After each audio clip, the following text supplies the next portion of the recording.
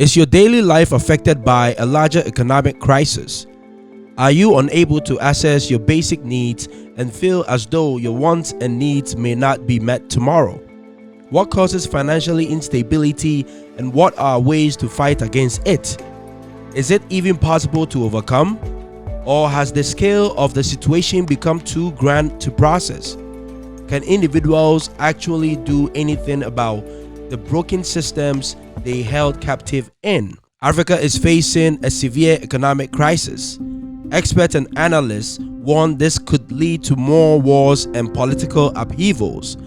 The COVID-19 pandemic has left a debilitating dent in the African economy.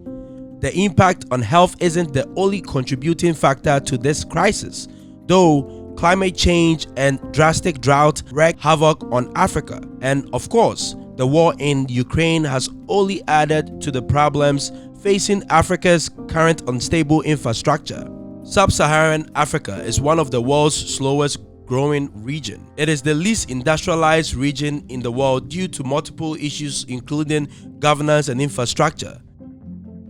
The impact of unreliable power, for example, renders people in this region less productive than their peers in other regions. According to a McKinsey report, the report revealed that an average household in Mali uses less electricity in a year than a Londoner uses to boil a kettle each day. Transportation, energy, telecommunication, and water sanitation are the backbone of an economy. Open quote, exhaustive research shows a strong symbiotic relationship between infrastructure development and economic growth, with infrastructure supporting growth and growth promoting infrastructure development.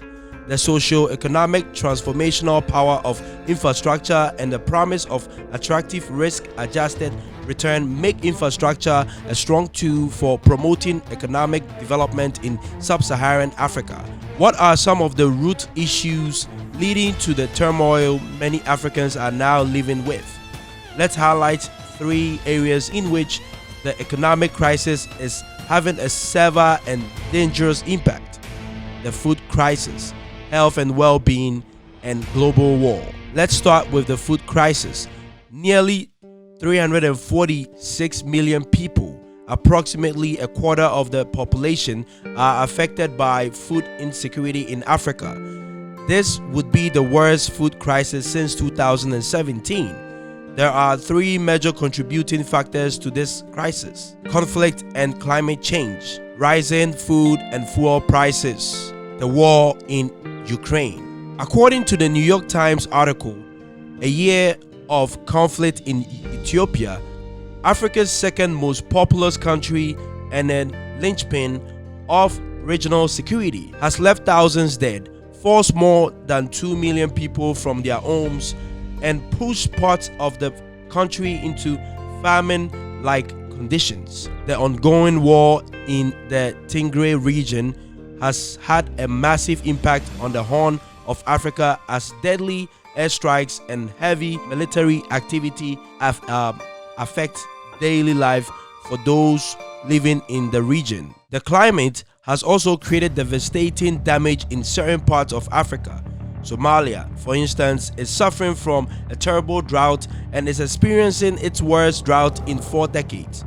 4 million people are in danger of starvation. Unpredictable and varying rainfall can lead to flooding in some areas, but drought in others. Both of these weather-related catastrophes reduce agriculture production, thereby increasing food insecurity. This also leads to higher food prices and causes dislocation of poverty-stricken people. Rural populations are forced to flee to already overpopulated urban areas and are ill-equipped to accept them adequately. Global climate change is one of the world's most pressing problems because it leads to global poverty. The poorest people in the world are often the hungriest. Over 400 million Africans reportedly live below the global poverty line. That line is defined by $1.90 per day. They also have less access to education, basic facilities, and suffer from poor health. Across Africa, fuel prices have reached all-time highs. In places like Burkina Faso, the price of fuel has risen by 8%.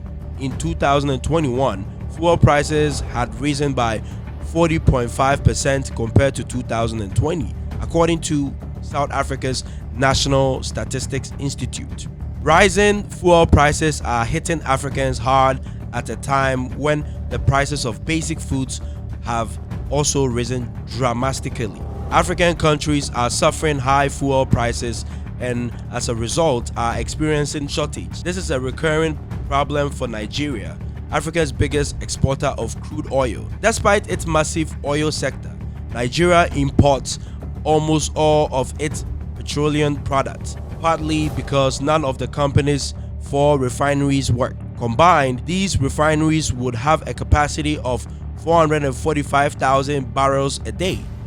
Authorities blame mismanagement and corruption for this unfortunate combination. Both Russia and Ukraine are major suppliers of food commodities such as wheat, soybeans, and barley to African countries. With Ukraine being invaded and attacked by Russian forces, their farmlands are being destroyed or left unattended. Ukraine is simply unable to produce their normal agriculture products at this time. With high sanctions on Russia, their supply and demand has also been severely damaged and is in turn affecting all nations that took supplies from them. Organizations like the Humanitarian Aid Organization World Food Program has had to take half of its rations for countries like Chad, Niger, and Burkina Faso. These countries were already struggling but now will receive even less food rations due to the conflict in Ukraine. The COVID-19 crisis is expected to undo years of economic and social progress. This will leave long-lasting scars on the region's economies. Many Africans have lower access to vaccines, a slower vaccine rollout, and the high cost of vaccinations are greatly holding back the pandemic recovery in the sub-Saharan Africa. 17 countries representing around 1/4 of the region's GDP are now either at high risk of debt distress or are already in distress. To improve support and recovery, the health of public and private balance sheets needs to be restored. Sub-Saharan African countries were already vulnerable before the pandemic with elevated debt and less room to spend on infrastructure. Long-term needs must be addressed and substantial efforts must be made in legislation and policy. Russia's invasion of Ukraine in February has already triggered spikes in global prices over concerns of a supply crunch. Russia is the world leader in crude oil production, along with the US and Saudi Arabia. Although sanctions on Russia don't directly target the country's oil exports, the global oil market is rattled by fears that Russia oil production could be throttled. This Russian invasion raises the specter of irredentism and secessionism that causes several conflicts, including the partition of Sudan and the Ogaden War, the civil war in Ethiopia, hostility in the Central African Republic, sustained suffering in South Sudan, Cameroon's divide between its north and south are all impacting the continent's ability to stabilize and grow in the right direction. Terrorist activities and the threat of extreme violence in the Lake Chad Basin, East Africa and Horn of Africa and West Africa devastates any aspiration for peace and prosperity.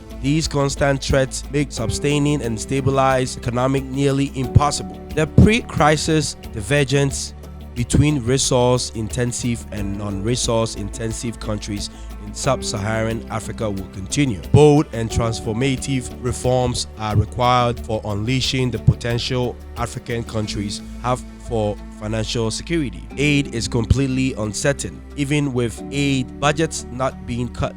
The gap between what Africa needs for development and what is actually receiving continue to grow.